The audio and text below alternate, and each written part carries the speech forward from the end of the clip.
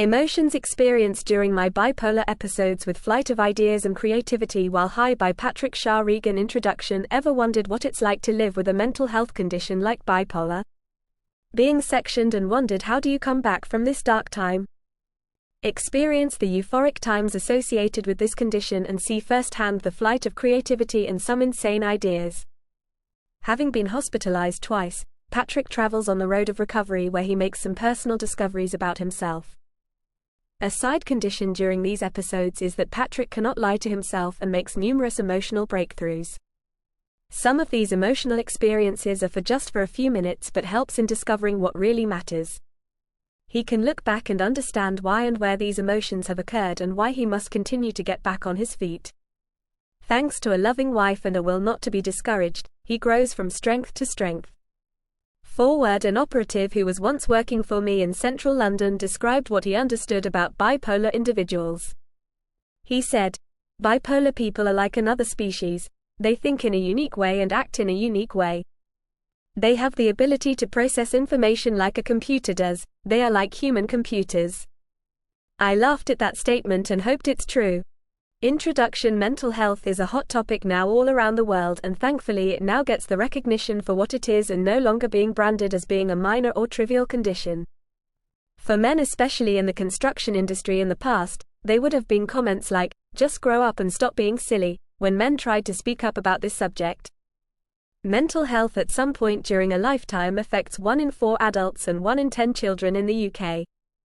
For me, I never knew very much about mental health until I was first sectioned on the 26th of October 2009, when I was working as a site manager in Middleton, Manchester. It was later confirmed that I had bipolar. Being sectioned, I had been working for a Scottish company, Bar Construction, and I had been travelling around the UK working on building new supermarkets.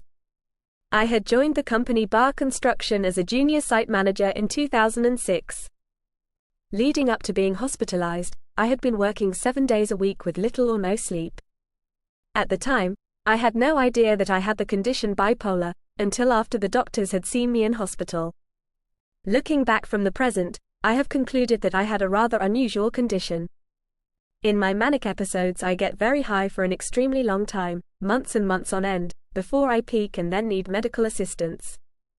On the night of the 25th of October 2009, I had stayed awake the whole night on my own in the company flat, while my girlfriend Panchali, now wife, was asleep upstairs. I had been feeling euphoric for several months, cannot quite recall exactly how long but know it was for a long time. When I started to peak, I get psychotic delusional beliefs that somehow, I'm being watched and that I am the center of a major conspiracy plot, where I am in the center of it all. That my life has been planned out and get grandeur ideas that I can solve some of the world's greatest problem. For example, at one time I thought that I would be able to solve the Middle East conflict between the Israelis and the Palestinians. This idea has persisted with me for several years, but then I realized that it was a side effect of my bipolar condition. I have attached the exact letter that I wrote to myself on this night, to give you an insight in the state of play my mind was in. I have left these types of documents that I wrote to show the full explosion of being in a manic stated. It's hard to describe this moment, but when you see the writing, it may give you an insight to degree of creative thinking with delusional ideas. Exact recap of the letter I wrote to myself on the night 25th of October 2009, just before being sectioned.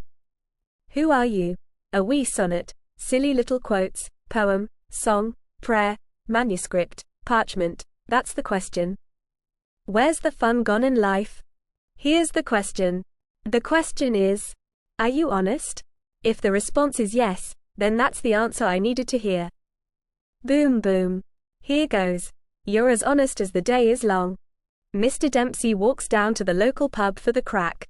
That's in my mind is the camel being broken. Lads, stop the car lads. Exclamation mark, exclamation mark, exclamation mark. I'm going to be sick. Let's cut through the bull. People of Earth, reclaim your land. Stand up for your rights. If you have been aggrieved, then let it be known. The best form of revenge is embarrassment. Please block off all fire escapes here. I get it. Boom boom. Saying sorry and meaning sorry are two different things. Overdraft fee. Sorry, whose coat is that jacket there? I'll be there now in a minute. That's a cracker. The old sayings are the best sayings. Blood is thicker than water. What will be, and don't count your chickens until they hatch. A family that prays together stays together. Home is where the heart is. No longer required to lock up your daughter. Boom boom. The road is always straight. She's a local lassie. If you watched Star Wars, X Factor, and in Friends, and can remember Phoebe say when after Rachel and Ross got back together after watching the college ball on VCR say, she's his lobster, you've got it. No flies on you, my friend. I got it. You're now on the winning side. Some people can be so cynical, can't they? Give the man his place. Boom boom. Who said knowledge is powerful? The light's on. I got it. To my primary school teacher that told me I was stupid, well done. Boom boom. Spell dyslex. My way, but I suppose the spell check of dyslexia will never happen. Computer says no. Think outside the box. The light is on, and I am at home. Think about it. Mr. Gore, you're the man. Like father, like son. He's a clever man. As honest as the day is long. The question is, are you honest? Answer is yes, I am, because I said so. 'Cause I said so. Why send a letter with the man is down the road? Boom boom. Shopman, planning my next assault as that the crack gets even better. Boom boom. Let's rebel. Feck it. No more Mr. Nice Guy. Piers Morgan's niece, good show last night. Now that's what I am talking about. Those Welsh valleys seems too good to be true, but yes, the views are lovely. It's dark out there, best take a lamp with you. Jesus, it's freezing in the desert, Christ almighty, what happened, who's to blame here? Exam result in layman's terms, how did your one get on with the results? Just like it sounds. Irish political results FF fail FG, Labour TBC English political results Gordon honest but dim. Cameron best of a bad bunch Liberal Democrats, must try harder. BNP no score International Studies Australia the same as it's always been. Boom boom. Good times to be had. The truth hurts when it's someone you know. But there is a brighter future, the mist is rising, and I reckon it's going to be a cracking day. And here to present the winning cup is the captain, Obama. A lot will change quite quickly. I see it coming now. Big man boom boom.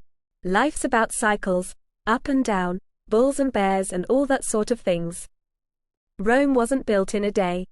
Real friends need to see each other face to face, not through a phone line. First class is it. You can pee around the back. A cent of money is a good start. Pub quiz haven't got a clue. We will have a pint anyway. Good stuff. Pint of white stuff please. It's nice to be nice. Tommy down the back, are you taking notes? Man, this movie is so serious. Let's get out of here. There's nothing but bad news on TV. The real question to be asked is, that's funny, very difficult signs appear on the world. The proof is in the pudding. Warning flashing RTE much improved. About time too. Been asleep on the job I think. BBC vastly improved. The Frostman himself, who else? Boom boom. Order X2, learned my lesson. Special mention for Daily Telegraph. Receipts to be sent to head office for approval. Well, done and about time. Money makes the world go round. Love your women's mag. Think of the Romans, they were British. Nick boom boom. Clever clogs. Left, middle or right-handed people. I don't mind either way. You can still write, can you? Fox News sorry computer says no. Sent back to China as the sound is very dodgy. Boom boom. Daily Mail for the fire. Boom boom. Don't go there brother, sister, mother, father, aunt, little brother, and small children, and if you have nothing good to say then say nothing at all. You think you have it bad, but you don't. It's only a house. Think about.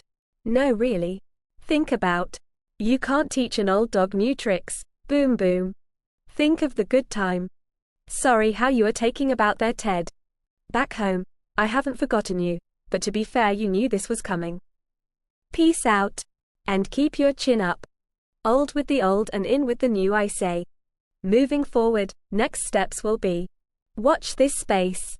Mr. Simpson, your kid's fine. He'll grow into a fine lad. Think about it. Bye. P.S. To my American friends, it's been a while, but I am thinking of you. Got it on my list of things to do but just been busy with other things. Catch you later though. End of letter to myself, wrote on the 26th of October 2009. Emotion of embarrassment. In the morning after writing my letter to myself, Panchali came down to see how I was doing. She had been aware that I hadn't come to bed and had texted me during the night to check in with me. We were both in the kitchen in the morning when Panchali asked me a question that she had never asked me before. She asked me how many women I slept with. I straight away told her the number of women I had sex with and instantly burst into crying. I must have sobbed for 2 minutes inconsolably, and Panchali hugged me and said it was okay. This was my first emotional breakthrough. This was the emotion of embarrassment. Emotion of anger. After I had spent all night writing the letter to myself, laying out where I was going with my life and certain aspects of my character, I went for a drive to Tesco the next morning. It was a Sunday morning and I had set off to pick up a newspaper from my local Tesco, but I had forgotten that it was a Sunday, and in United Kingdom shops only open at 10 a.m. So, I turned around and started my drive back to the flat. I could feel that I wasn't well, as I started to well up with a euphoric episode. As I stopped at a red traffic light, I noticed a police van had pulled up to me in the next lane. Suddenly I started waving at the police officer in the passenger seat. Then I proceeded to open my door and walk to the side footpath. I lay down and put my hands behind my back. I remember both police officers walking over and asking me what the matter was. I said, "I'm not right. I need help." With that they put handcuffs on me, for obvious reasons, and placed me into the back of the police van. I sat and began to shout at the camera within the police van. I started to recall issues and memories that had lain dormant in my memories since being a child at primary school. I began to swear at my primary school teacher for making me out to be stupid and thick. I was a senior site manager of a 6 million project and had a master's degree in civil engineering. I have dyslexia and felt that my primary school teacher had treated me as though I was unteachable. Suddenly I burst out crying and tears started to pour down my face. This was my second emotional breakthrough of the day, the emotion of anger. The police van stopped, and the officers opened the back door to let me out. A nurse came out and asked me how I was doing. I said again, "I'm not well." I was taken inside to a room, where one of the police officers came with me. I kept saying, "I only speak the truth. I don't tell a lie." I kept saying these words repeatedly. Then, a nurse came in and asked if she could take a blood sample, which I agreed to. Within this room, there was a two-way mirror. I could just about make out a figure in the background. There was a bed, chair, and toilet. I kept saying to the police officer how I could solve all the problems that are present in the world, as I do not lie. After what felt like an eternity, 15 minutes or so, the nurse who took my blood sample and 3 doctors came into the room and sat opposite me. The first doctor said, "Patrick, what's wrong?" I replied by saying, "I'm being watched. I'm being watched by them." The doctor replied by saying, "Who is watching you?" I started to get angry as I kept having to repeat my sentences to him. I then shouted at him repeatedly until the third doctor spoke and asked me to calm down. I remember saying to the first doctor, "I'm finished with you, now I'm talking to the main man." The third doctor said, "It's going to be okay," and with that all 3 doctors and the nurse left the room. I could see them, doctors, through the screen making notes, but that did not bother me. I knew I needed help, and this was the way to achieve it. After a while Panchali was let into the room to see me. I had told the police officer previously the address of where I was staying in Manchester, and they had gone to the house and told her what had happened and where I was. Panchali said to me, "Do you know what's happening here? Are you okay?"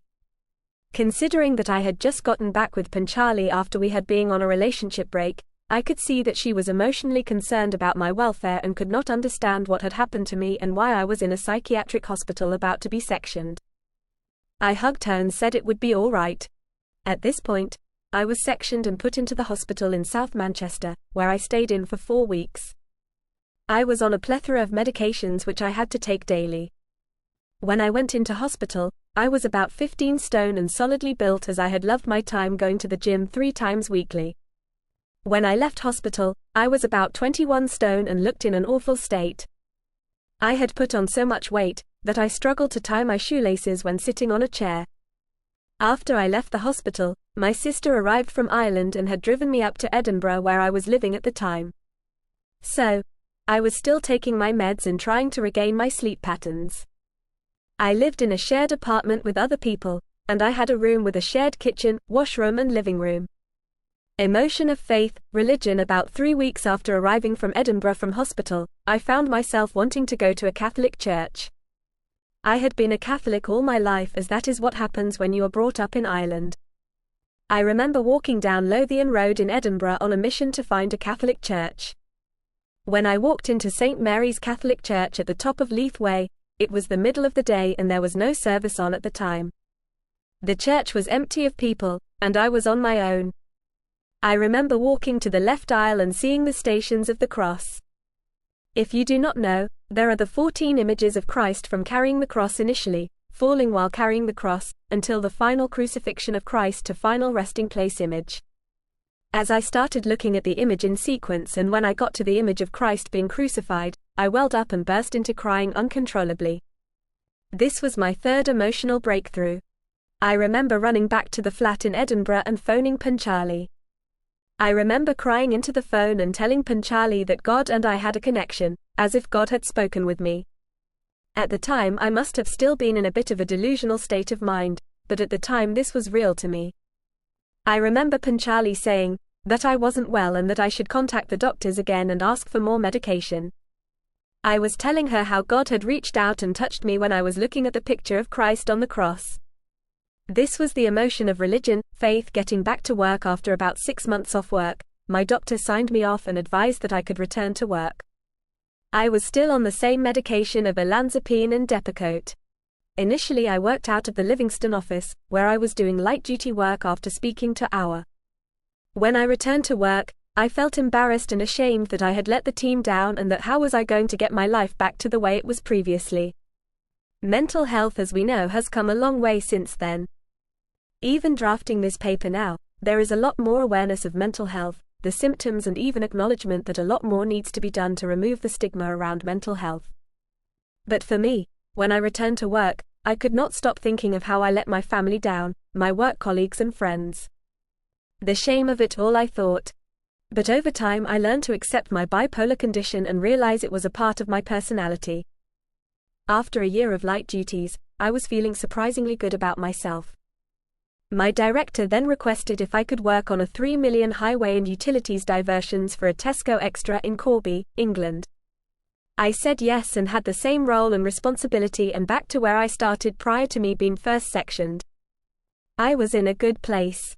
I was able to tell workmates about all my experiences of my bipolar and would engage with strangers what it was like having been sectioned and my life history. My psychiatrist informed me that I was able to come off the medication completely and return to a normal life. Emotion of fear. In 2013, I was working building another supermarket in Littlehampton in West Sussex. This time it was a Sainsbury's. I was made up to a senior site manager and was working on the fit-out element of the building. Things were going well, and I was enjoying life. I was off the meds, but towards the end of the project I began to realize that my euphoric phase was starting to develop again. I knew that I was in trouble. I was doing a site induction one morning with a group of new workers attending site. As I was telling them in the induction room where the toilets were, assembly points, some of the guys at the front of the table started to laugh. So, I stopped the talk and said, "Boys, what's funny?" A short, stocky guy replied, "You're talking so fast I can't follow what you are saying." Oh, shit, I said to myself. I had been doing forced speech. This was a telltale sign that my bipolar high phase was kicking back in again. Having realized what the guy had said, I tried my best to end the induction, with me consciously watching my speech, trying to slow down the words that were coming from my mouth. I finished the day and went back to the company flat. I slept a little but was awake most of the night. As I was driving into site the next morning, I began to think of me getting sick again and my bipolar starting to develop all over again. I was thinking that I didn't want to see a doctor again, didn't want to start taking the medication again. I was back down to 14 stone and felt that I didn't want to put on the weight again. All these thoughts started to weigh in on me as I was driving. Suddenly, I was overcome with emotion and burst out crying. I slowed down the car and came to a stop at the side of the road where I cried my eyes out for 2 to 3 minutes. This was my fourth emotion of being frightened about the return of my bipolar, the emotion of fear. After I stopped crying, I continued my journey to work and said nothing of what happened to Panchali, my work colleagues or workmates. Just kept it all under wraps and hidden away. Too afraid to admit I needed help. I carried on for the project and managed to finish the job on time and within budget. Emotion of sadness. My next project was a Sainsbury again, this time in Sheffield, England. The project started in spring 2014 and I had a hotel booked during the weekdays and come back to London where I was now living with Panchali. At this stage, I was now engaged to Panchali and life was again starting to look good for me. I was able to come back from the abyss and find my feet again. I was still a little euphoric, but other than that I was feeling fine. Panchali and I had gone on an alcoholic-filled weekend to Brighton as we were going to buy wedding rings for our up-and-coming wedding later in the year. I had a lot of alcohol that weekend, and as the doctors will tell you, drinking alcohol and having bipolar is not a good mix. On Sunday, Panchali and I left the hotel and drove back to London. On the journey back I knew I had major issues with my bipolar. It was starting to flare up again, and this time in a bad way. I said nothing to Panchali. After all, we had just bought our wedding rings and I did not want her to worry or call the doctors. I was in denial of these systemic problems that I was now facing. I got home on Sunday evening, had dinner out in a cafe, and then I drove up to Sheffield. This was about a 3.5-hour journey on a Sunday night with little or no traffic. As I was driving, I was preforming an extreme method of concentration of driving. I was traveling at 60 miles per hour on the motorway to avoid speeding as my fear was of crashing into the road barrier. I managed to get to the car park next to the hotel in the center of Sheffield. It took me ages to get the car booth open, get my clothes bag out, lock the car. These everyday activity was being calculated out in my head as if every action had to be planned out and I had to put all my concentration into these little functions. When I got to the hotel, I was seen by the service desk assistant. I remember she asked me for my vehicle number plate. I replied saying, GN63, and then my mind went a blank. I could not remember the final digits. I got the room key and got the lift to my room level. I got into the room and sat myself down on a chair where the tea and coffee were, and thinking to myself, man, I'm in trouble. Walked around the room and my psychosis episode started to kick in. I imagined that I was being watched again by government agents. I looked out of the hotel window and seen in the far distance another hotel, and a guy with all the lights on at this same level and him working on a whiteboard. I believed that this man was purposely put there for me to see, and this was a sign that the world governments wanted me to see. The idea of being a Middle East peace ambassador. All these ideas started to run through my head again. The genie was out of the box and playing a logical thought in my head. I lay on the bed and called Panchali. It must have been around 1 a.m. in the morning. Again, I started to cry over the phone as soon as Panchali picked up. I started to tell her that I was sick again, and that I would have to quit my job at Bar Construction. I told her to take me home. The emotion of leaving my company was the emotion of sadness. So then, without thinking, I started to trash my hotel room. I threw up the TV and bed linen and the furniture. Real rock and roll type of actions. I could see myself doing this, but unable to control my thoughts which lead me to conduct these actions. I went to the hotel room door, looked out the peephole, expecting to see an agent on the other side. There was none. On the back of the door was a fire plan for the hotel, and having been in the construction game, I had often done fire plan as it is a legal requirement that go with the site setup. I opened the door and went into the hallway. Then I pushed the hotel fire alarm, and all the fire alarm bells went off at once. I ran down the fire escape, exited the hotel, and waited outside. About 15 minutes later, a member of the hotel staff shouted false alarm and that all personnel could return to their rooms. Other hotel guests and I walked back into the hotel. I was still in a state of euphoria. I said nothing about me setting off the fire alarm to the hotel staff. I went to reception and asked for my room key again as I had forgotten what room I was in. I returned to my room and seen the destruction of the room I had done about 1/2 hour earlier. I sat on the bed and looked out the room window watching the sun rising. Panchali called me to see where I was and how was I doing. I said nothing about the state of the room.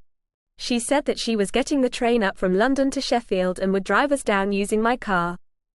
I went downstairs and had breakfast and waited for the arrival of Panchali. Emotion of sectarianism, hatred when she came, we went to the car park and picked up the car and left Sheffield. It was at this time that my mania went into overdrive.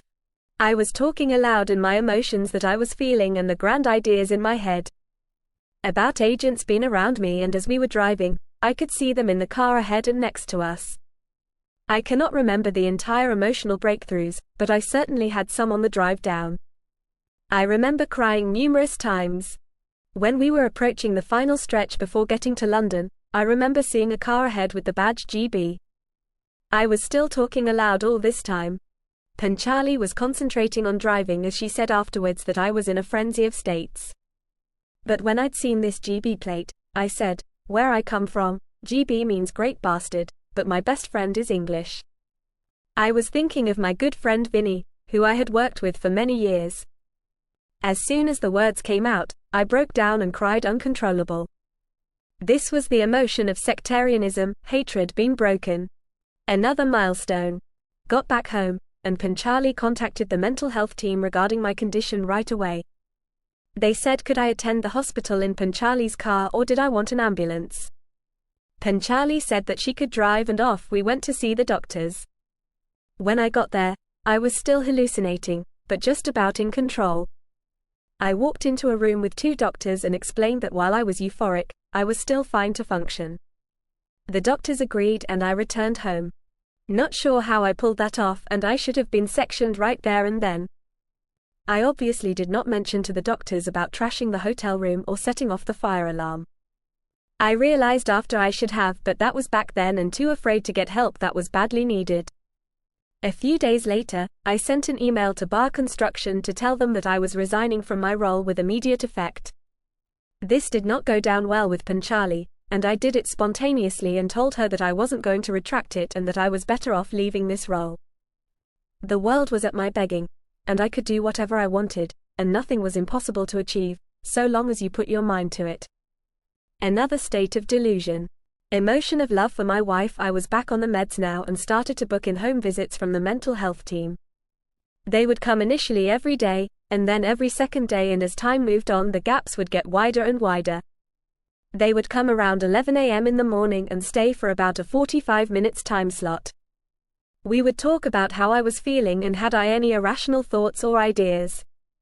As the meds worked, I began to reap the rewards of being able to control my bipolar episode. I started to write down ideas and thoughts, first on paper again and then on a Word doc. I remember thinking of Panchali one morning and writing the idea that a marriage is a contract is which love is the principal idea. When the nurse came that morning, I welcomed him into the living room and sat opposite him on the second couch. His first question was, "How was I doing?" I started to talk, but my eyes started to drift off from where he sat, and I saw an image of the religion of Jain on the wall. My wife was of Indian descent and was born and raised in Nairobi, Kenya. She had come here to study children's physio in Wales and had since found work in the NHS, where she still works to this day. When I locked eyes on the Jain symbol, Indian religion, I thought of Panchali. Instantly, I burst into crying when this was the strongest emotion of all, period. I must have cried for at least 5 minutes, and at the end I kept apologizing to the nurse over what had happened. This was the emotion of love. The nurse left and I continued my day resting at home. After a couple of months, the nurses stopped visiting the house and I just had to see the psychiatrist every couple of months at his surgery. As I was now unemployed, I stayed at home and slept on the couch. I tried to get exercise and went to my local gym. On the very first occasion I went, I used the rowing machine. After about 3 minutes of rowing, I started to sweat profusely and my whole head was in a pool of sweat. I stopped and went home. I thought to myself that was a bit odd as I had done rowing a lot in the past and was still a young man. Decided that I was not ready for the gym just yet, About 6 months later, I was able to secure a new role with a firm called Thomas Sindon based out of Romford, northeast London. I only lasted 3 months. Still not able to function correctly, the pressure came back, and I was afraid of getting sick again. I left on good terms, but the role was not for me, or I was unable to conduct the functions of a site manager. I again was back unemployed again and lying on the couch unable to face work.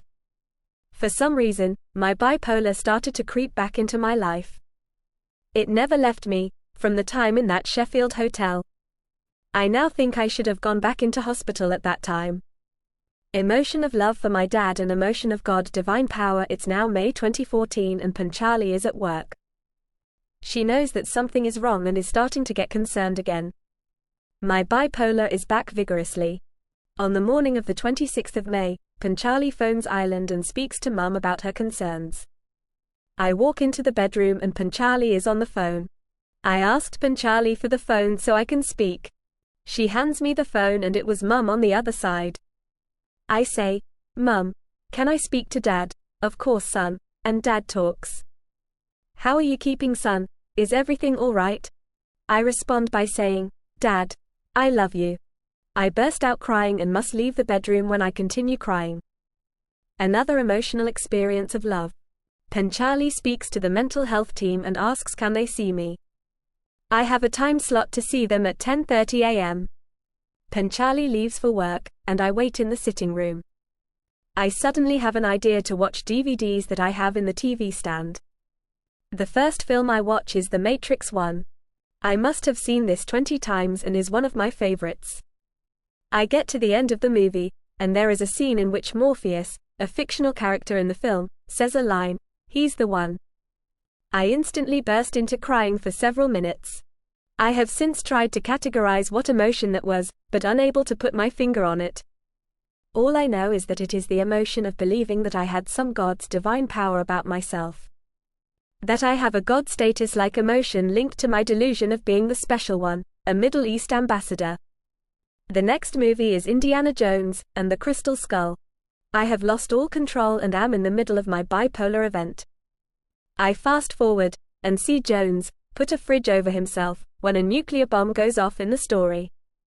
I copy and go out of the house and into our garden. I open our shed where our freezer is. Pick it up. It's heavy and throw out the shed door and into the grassed garden. I stand it up and with a hammer I smash the shelves out and chuck the plastic trays out, all containing food items, and proceed to lay it down and I go under. I am expecting a knock on the door from the agents, but this never happens. I wait 2 minutes before lifting the freezer and head to the clinic for my appointment. I leave the house and start walking to the surgery. I wait in the reception room and am then called in. The doctors I recognize as they are the same ones that had been visiting me at home. There are this time 3 doctors, spread out within the room. One on my left, one on my far left, and one opposite me. I am in a state of panic. The main doctor says, "Patrick, your wife has called and is concerned about you. Can you tell me what is going on? What are you feeling?" I blag it and convince them that all is fine and that I am in complete control. I leave the surgery, having realized that I could have been sectioned again. On my way back, I pick up a sandwich from Greg's and make my way home. As I walk down the final street from my house, I see a house on which some renovation is being conducted. I know this because I have seen the workmen in and out for a while. There are newspaper clippings on the windows on the ground floor which restrict the views into the house. I stop and have a read. In my head, all the news clippings are about terrorism, wars, and conflicts. A light comes on in my head. This is another agent house and another test to overcome. Without thinking, I have decided I need to get into this house by any means. I step back and start kicking the front door in. After about 10 minutes, I smash the door at the bottom in, and this allows me to get into the premise. I walk upstairs and turn on the water taps and do the same in the kitchen. I break open the back door and walk out of it to the garden. The next door neighbor to this property has heard all the commotion and is calling the police. I sit down on an outside chair and phone the police myself. I tell them I have broken into a property and need arresting. I start eating my sandwich and wait for them to arrive. Then the police come through the back garden gate. I am arrested and taken to a local police cell. Emotion of betrayal. Emotion of convincing myself of being sick. Self-truth. I am in the prison cell, with a security camera in the corner and a mat on a concrete platform for sitting down arrangements and a toilet. I am all by myself in the cell. I go into a full rant and full-blown episode. I do not know how long I was exactly in the prison cell, but I do know one thing. It was bright when I went in, as there was a small window, and it went dark and then light again. To me, I must have been in there for at least 24 hours or more. I do not stop talking until the very end. I had to ask for cups of water continuously because my mouth was so dry for my forced speech. I am talking about family, works, ideas of how the universe works, solving maths equations, etc. I start talking about my primary school and one of my classmates. I went to a small rural school and there were only 4 others in my year. I remember saying how one had betrayed me and was a liar. I was shouting at the camera, and when I finally said aloud, "You betrayed me," I burst out crying, and an emotion of betrayal is broken. I had not thought of this boy in years, yet here I was. After I begin to calm down and speak more rationally, I ask the police by pressing the telecom button if I can come out. I sit down on the bench, and about 15 minutes later the door opened, and I can leave the cell. When I walk out, I was surrounded by police officers and doctors all in a line. I start shaking their hands as I am still in a euphoric mood. I get to the last doctor. He has a beard and is a bit taller than me. This doctor grabs me and says, "Patrick, do you have bipolar?" I respond by saying, "Yes," and again burst out crying. The emotion of believing that I was not sick, subconsciously, was now resolved. I had always been sick with bipolar, and I did need help. The emotion of self-truth had been broken. I'm then transported to a local psychiatric hospital in North London where I stay for 2 weeks. This will be my second time having been sectioned. My wife visits me and drops off clothes and the likes every so often. What a way to start a married life in a few months' time. I get out of hospital and Panchali picks me up and we head home. Again, the nurse visits me daily and I am back to square one. But this time, I am better within myself. Sounds strange, when I have just been released, but I am feeling pretty good about myself and have no real cares in the world. I was still delusional, but I know everything was going to be okay now that I have the right help. After a while at home, I again put my thoughts on paper. Exactly on the 23rd of June 2014 I begin to write down my ideas on Word document again, which I have attached below. The following extract is from this date. Name: Patrick Regan. Address: date of birth, email address, health, non-smoker, full clean driving license, bipolar disorder to whom it concerns. Reference: Global Peace Ambassador. I am writing regarding fulfilling my lifelong dream to become a Global Peace Ambassador. Currently I am working as a civil engineer, site manager in the construction industry. But this is not my true calling. My real destiny is to bring peace to the Middle East and bring an end to the war. I have discovered several human anomalies that I have only found when I peaked with my mental health condition, bipolar. I will share these as I write my life story. Firstly, some background information about me. I am the youngest of 6, born in a typical Irish farming family in a small community in southwest of Ireland. Life was simple, and while we were not wealthy, I did have a loving family. Religion was important to me in my upbringing, and I would go almost every Sunday to church. Throughout my life, different people have affected me for good or bad causes and have made me into the person that stands before you today, whether it be family, friends, and co-workers, etc. I have what I believe as having exceptional moral character. Moral characteristics to me are as follows: empathy, the ability to share another person's feeling as if it were their own.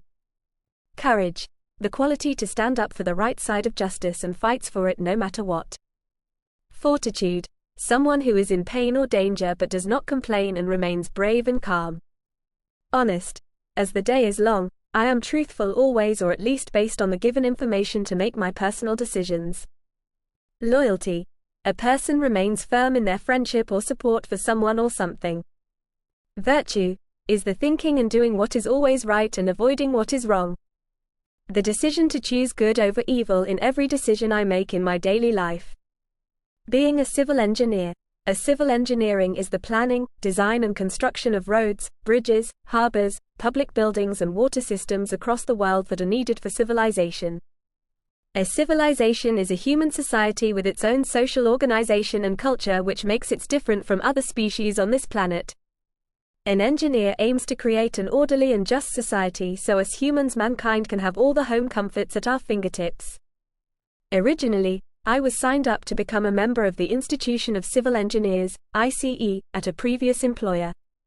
Civil engineers work in a logical manner to come up with a set of drawings, information which considers best modern construction practices, value engineering out risk elements and come up with a final solution to whatever our client requires.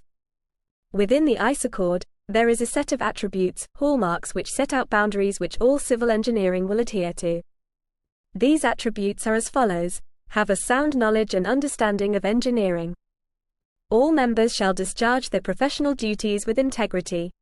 Technical and practical applications of engineering. All members shall undertake work that they are competent to do. Management and leadership. All members shall give respect regards for the public interest, particularly in relation of matter of health and safety, and in relation to the well-being of future generations. Independent judgment and responsibilities. All members shall show due regards for the environment and for the sustainable management of natural resources.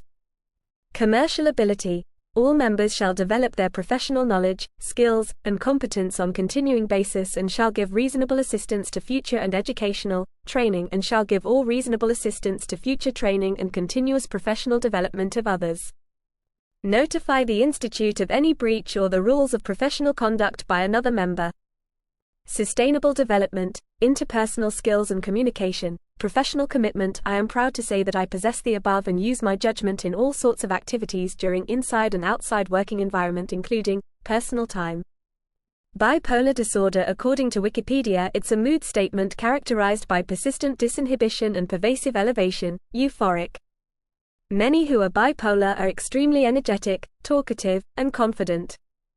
They may have a flight of ideas and feel creative. For me, the above statement is so true. I feel on top of the world and I'm going to tell everyone my ideas and thoughts and see if any hold up. 1. The brain is a muscle and not an organ. Not being a medical professional, I will let others decide on this. 2. That writing things down is a way of putting an imprint onto the brain and thus becoming a file in the brain. Writing down core beliefs is stating a contract of what kind of character you are going to be, as you will always be true in your beliefs. 3. The opposite is the same for when you are reading. Again, when you read something, a file is opened in the brain. It is stored in there until you feel the need to delete this file. Almost like a computer. 4. Habits. Good behavior can be taught but only if the brain accepts the data input. 5. Education. Continuous professional development training. The brain has limitless capacity to absorb information. Every day is a school day. 6. Old sayings are the best ones, because mankind has not changed over time since we came down from the trees and stood on 2 legs, we just think we have. 7. We are born to die, so let's make the most of life as best we can. 8. Mankind dates to the elevation of the monkeys. There will be a missing link, as we probably killed them off as they were in competition for food with us. 9. Life is a simple mathematic equation with a variety of variants, too many to list here. But this is true as I say, so as I'm telling the truth. 10. We need to balance the world equation as now it's out of kilt and eventually will lead to us killing off generations that aren't born yet due to our ignorance, greed and belief that somehow God will save us. This is a lie. 11. Family is the main contract that we start off with. Marriage or similar arrangements, then children are the byproduct of this arrangement. 12. We follow the herd mentality so easily. This again shown the idea of money men and working together in hunting, gathering of food. 13. Money is not what makes the world go round. It's deals and trading with one another, which makes the world go around. Money is a means to an end. Death. 14. I can read human emotions very well. Happy, excitement, being scared, being anger and sad, etc. 15. I have people skills in abundance. 16. Core values don't change. 17.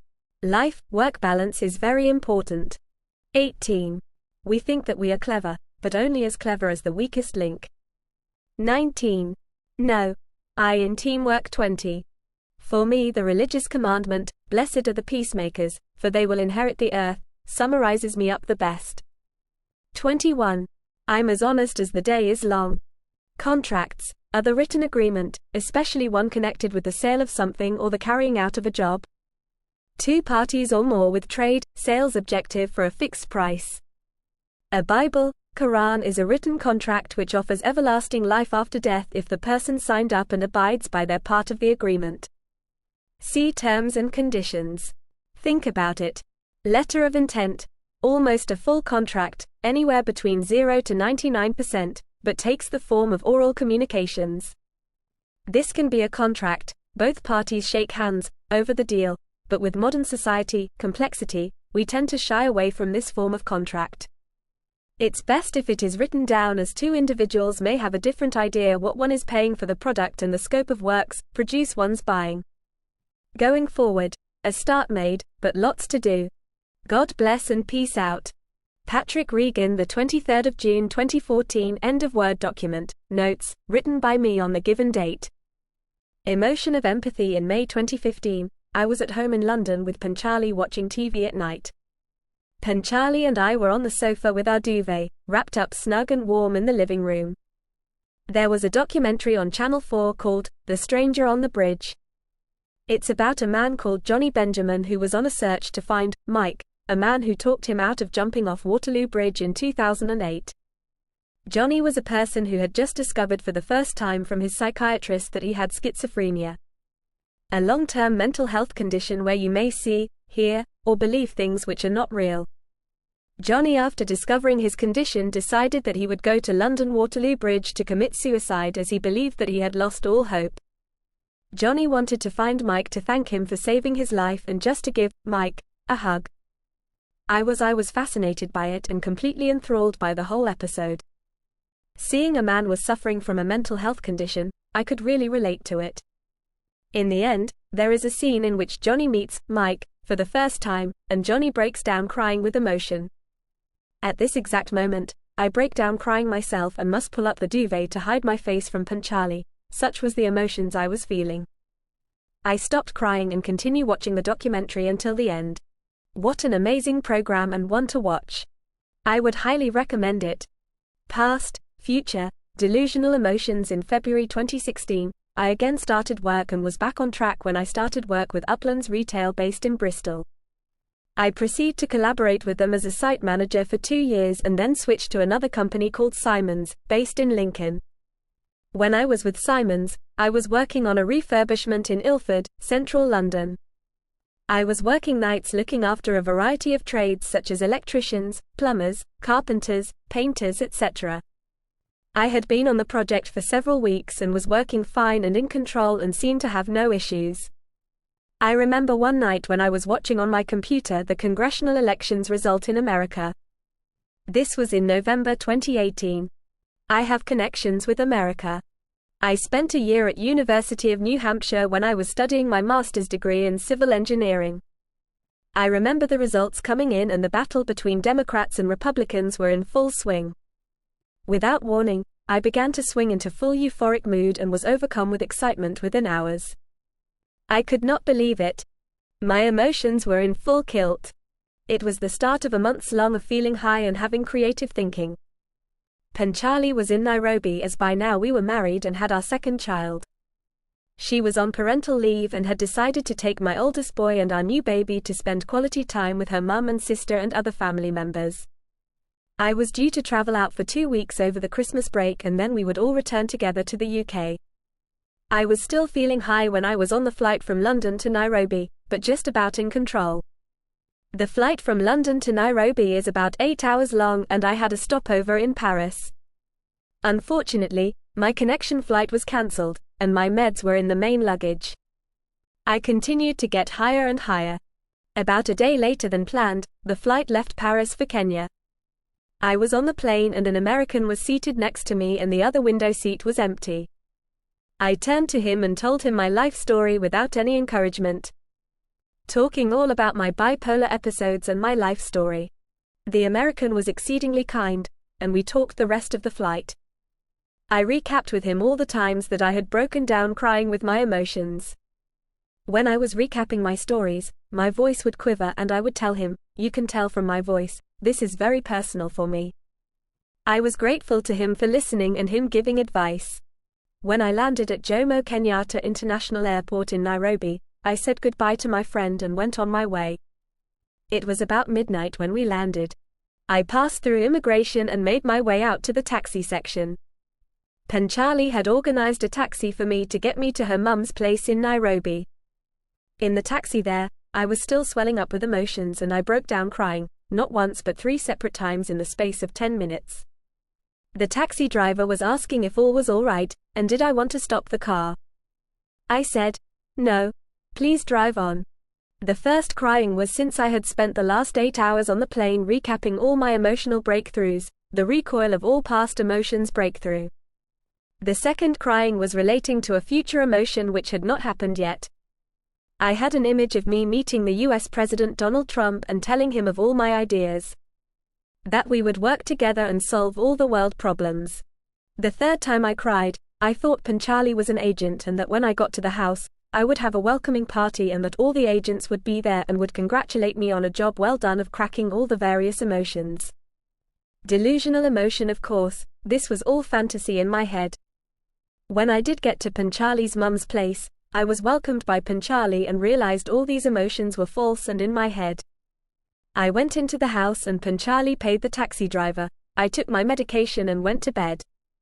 We had planned to travel to the coast and stay at a villa for 10 days.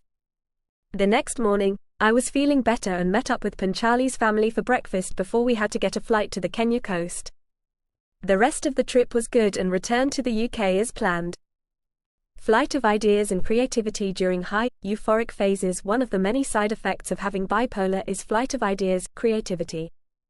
This is where I have had a stream of ideas and thinking which is not of normal behavior. These following sections covers these erratic thoughts. For some bizarre reason, I tend to focus on how many emotions there are, decision-making process, the brain, interactions within the brain and religious concepts. I also have had grandiose ideas of myself being a person who can solve almost all and every major problems there are in the world. I have included all these inserts to show how I was not of sound mind and my thinking was not of normal protocol. For the avoidance of doubt, I am not a doctor, psychologist or trained in any medical professional post. I have little or no education in physics or chemistry and am not a preacher. I am simply a construction worker. How many emotions are there? This is the start of my flight of ideas, creativity. From my life story, you can see that I have experienced different emotions through my bipolar episodes. On a normal day, without having the effects of my bipolar, I am stable and have what I consider to be a normal life. When I researched on the internet to see how many emotions exits, a wide range of information is given, each with a different account. Some believe, for example, there are 6 primary emotions. Others range from 12 to 27 different ones. The emotions I have experienced to recap are as follows: embarrassment, anger, faith, religion, fear, sadness, sectarianism, hatred, love multiply by 2. God, divine power, betrayal, self-truth, empathy, past emotions, future emotions, delusional emotions. For me, my experiences differ from the one that I was trying to research online. They are obvious ones that match my list: embarrassment, anger, fear, sadness, hatred, but for others they were not on any list. Faith or love or believing in being the special one, God-defined power were not found. I have therefore concluded that in fact there are an infinity number of emotions. This is indeed a new way of looking at the possibility of the number of emotions that a person will have at any given time. We all know what infinite entails, but have you really understood what I have said? If you put 100 monkeys in a room with a typewriter, eventually, they will all write the English dictionary in its full entirety. When I have cried during my emotional breakthroughs, they all felt the same. No difference from one breakthrough to the next. Though, the strongest ones for me were love for my wife and my dad and faith, religion being third. To me, emotions and feelings are the same. No difference. I accept that there are primary and secondary emotions and even tertiary emotions, feelings, etc., but there are infinite emotions and feeling, and all can be viewed under the same umbrella. So, all feelings are simply another name for emotions which are found in the infinite spectrum within the human species. Everything that happens in your day-to-day activity is a result of an infinite number of feelings playing out in your head. Even bodily feelings, functions like hunger, tiredness, etc. are also an feeling. Emotions lead to decision-making process. Decision-making process is seen in psychology to be done by the cognitive thinking process. I have looked at this and seen a glaring error in this reasoning. If there are an infinite number of feelings within a person, then there can be an infinite number of decisions which can be made at any given time. Emotions can be conscious or unconscious. Some of my emotional breakthroughs, I was not even aware that I had these feelings. Everything and every situation you can see is an emotion decision taking place. Perceived knowledge is an emotion because it is a belief like faith and religion. At one time, people thought the world was flat, and they thought that sailing boats would fall off the face of the earth if they sailed out too far from land. The world is round, and this planet is not at the center of the universe, as was also believed not so long ago. Emotions, feelings help with your decision-making process, deciding what faith you believe in, to problem-solving, perceived knowledge, intelligence, sexual orientation, political following, money decisions, the list goes on. All decisions are based upon emotions, and more emotions. Emotions are evolutionary and new emotions will be added, e.g., empathy and faith, while other emotions will drop out as man continues its journey forward. Water and the brain. We can last without food for about 3 weeks but can only survive for about 3 days without water. Without water, human life as we know it does not survive. Roughly, about 70% of the brain is made up of water. We should all remember the fire triangle from one's school days. I have been thinking of this for an exceptionally long time, and an idea came into my head. What if we are looking at this simple idea for mechanics of a fire in a wrong way and assumed that it cannot occur within the human brain? I believe that we have separated the science branches too far apart, and retrospectively, there needs to be more of an overlap. That is, chemistry, biology and physics should be viewed as one in relations the human body, especially when viewing how the function of the brain works. The fire triangle can be shown in the following way: oxygen plus heat plus fuel equals fire. What is water? Hydrogen multiply by 2 plus oxygen multiply by 1, fuel being the hydrogen. Oxygen as given.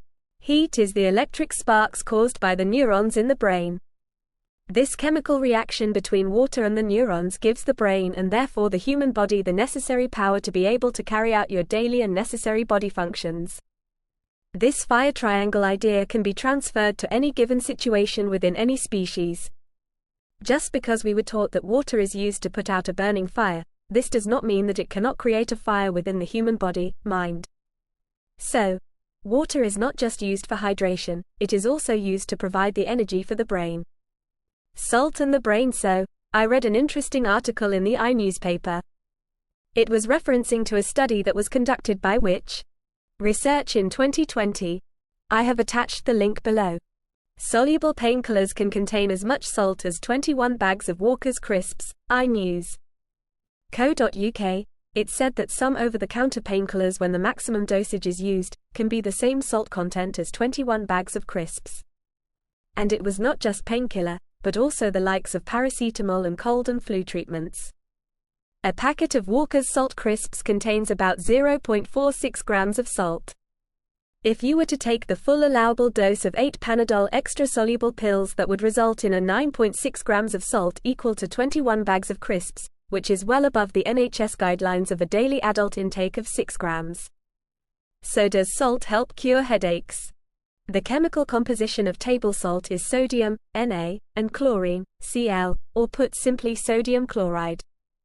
Does sodium chloride cause a chemical reaction within the brain that helps the nerves in the brain overcome the distress signals? When you have been out clubbing and drinking the night away, the next morning you might not feel great and be suffering from a hangover. The traditional way to cure a hangover was first to head down to the local cafe and have a full English breakfast. This usually consists of toast, eggs, bacon, sausages, and beans. And a pot of tea with lots of sugar, For me anyway.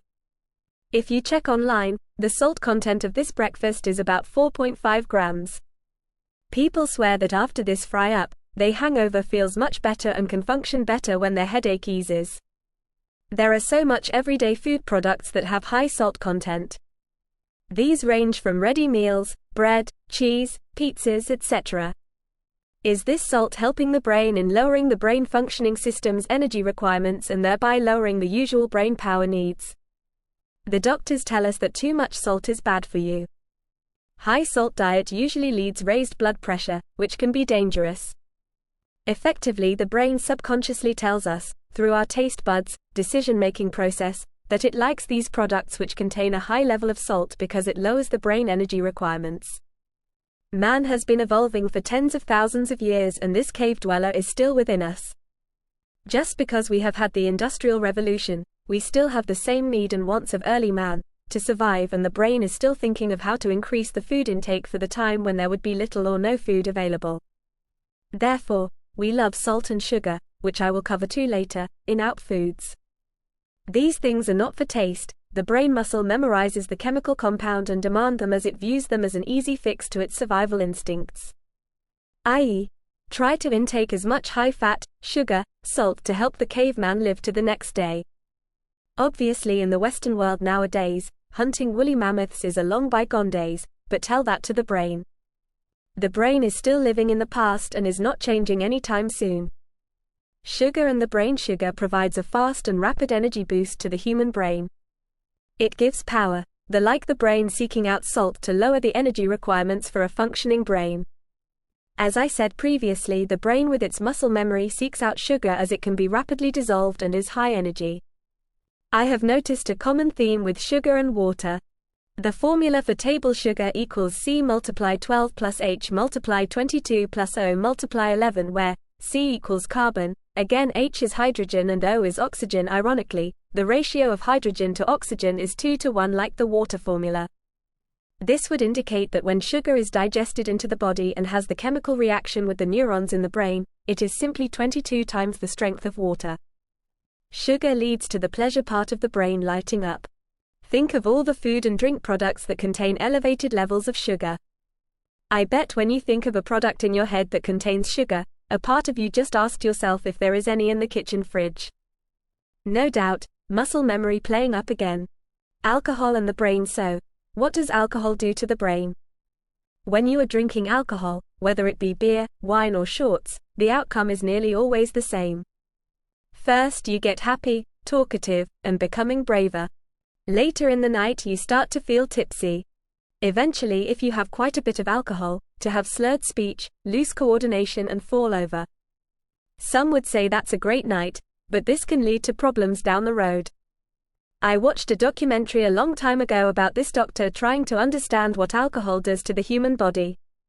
He went to a late-night bar and started drinking alcohol, and as he was getting drunk, he was still talking to the filming camera crew about what he was experiencing. An idea popped into my head. What if alcohol again causes another chemical reaction, but this time it shuts down certain aspects of the brain, speech, coordination, etc., and reverted him back into being a child, baby-like condition, but still maintaining some aspects of adults' needs and wants, i.e., sexual desires? Over time, drink can become a demon. Alcoholics are always in need of drink, due to the muscle memory being present in the brain.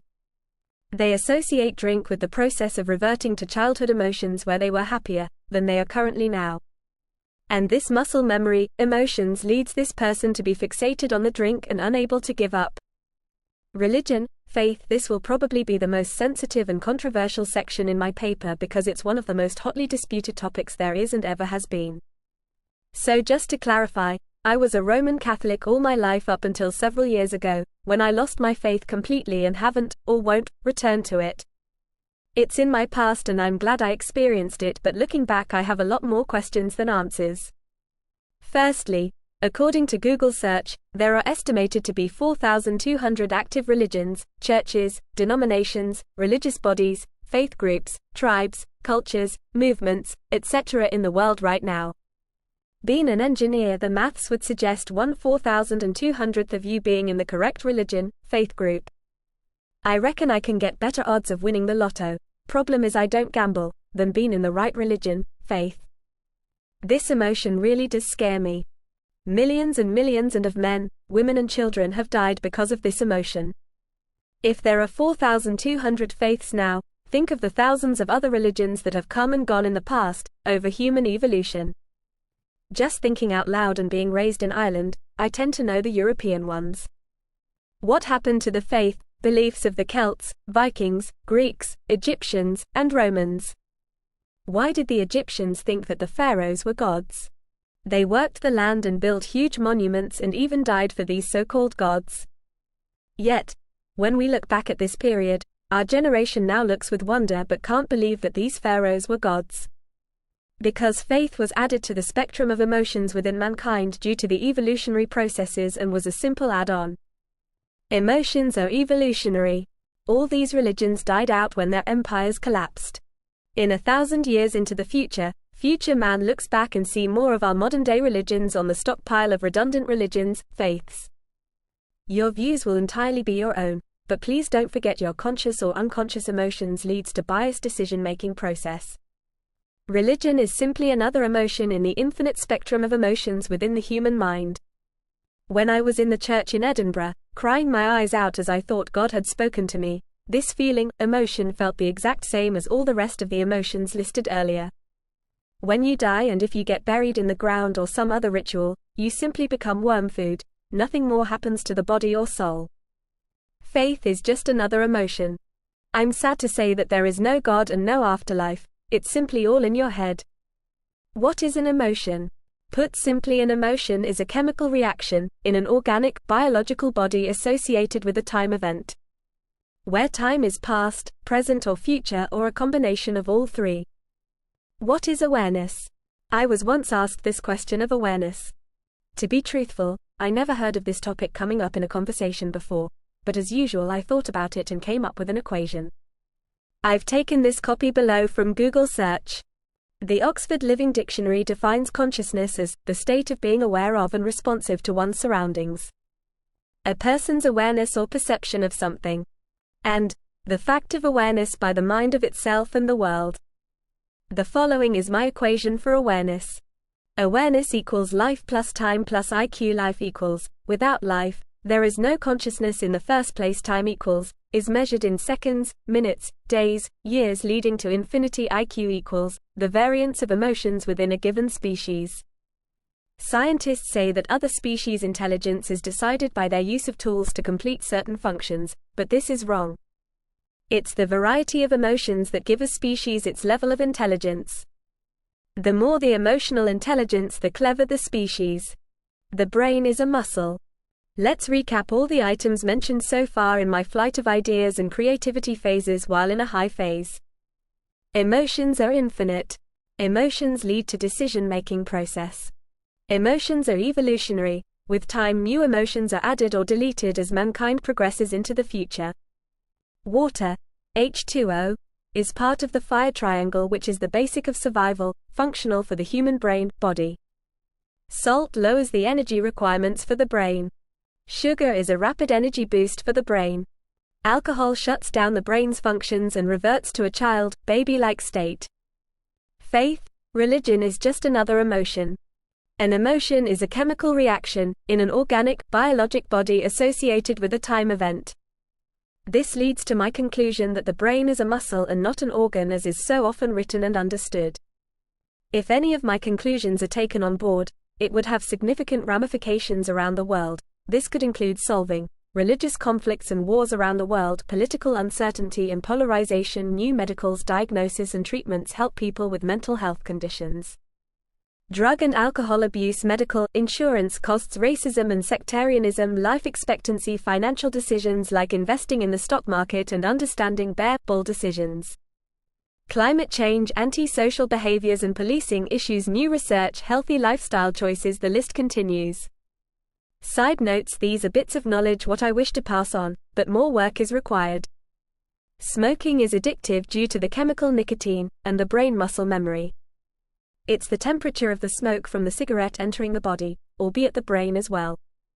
If the brain can reduce the need to use up energy to keep the brain warm, then it will send chemical messages, emotions for the constant use cigarettes as the brain is programmed to conserve power at all opportunities.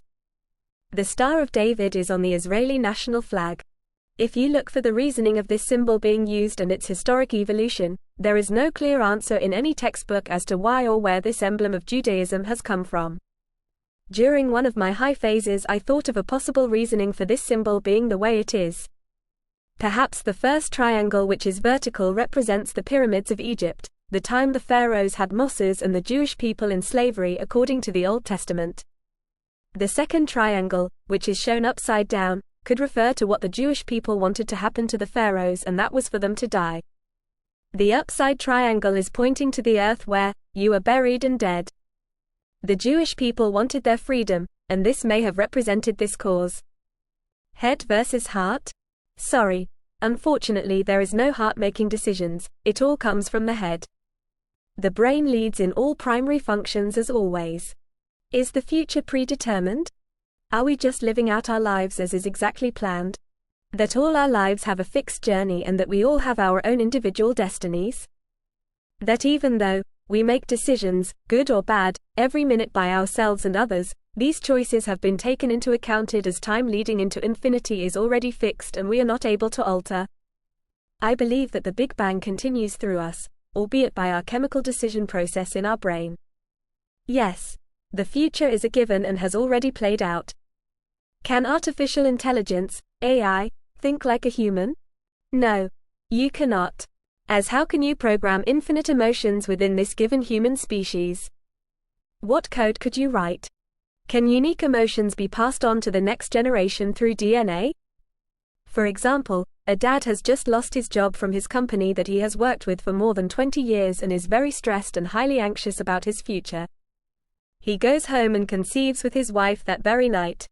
When this child is born, and develops through childhood and then adulthood, will this person have developed high emotions of stress and anxiety in everyday occurrences without a valid reasoning?